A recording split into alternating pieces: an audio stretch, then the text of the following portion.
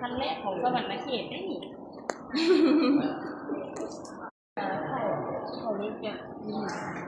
เขาทำเป็นพวกตัวจับพวกตัวเสียงสตาร์ทประตูเปิดน้ำมันจะก่อนครับ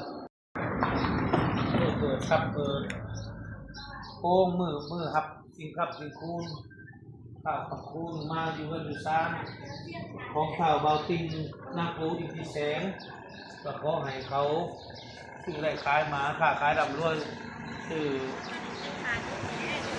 ครับถึงครับสมบัติก็ขอให้เป็นครับเป็นคูณ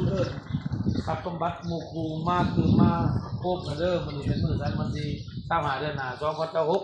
เพราะว่าเป็นมือคำมือคูณสั่งทุกคืนทุกกายทุกใจยาเจ็บยาจนเพราะว่าเพิ่มคูณสับตลอดมีตลอดไปขอมีแต่สิ่งดี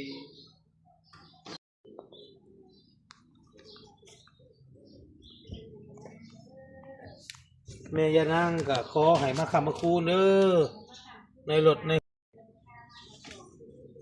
เป็นสิ่งขับคูณบ่ให้คัดบ่ให้ค่าบ่ให้ของขอให้มีแต่สิ่งดีๆราบรื่นแจ่มใสเบิดเด้อหายใจไปเนื้อก็ขอให้ปลอดภัยอยู่เย็นเป็นสุขกายสุขใจสร้างลูกพุกขึ้น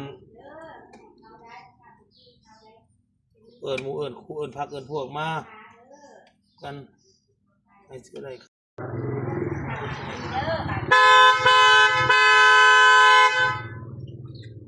ขอบคุณครับ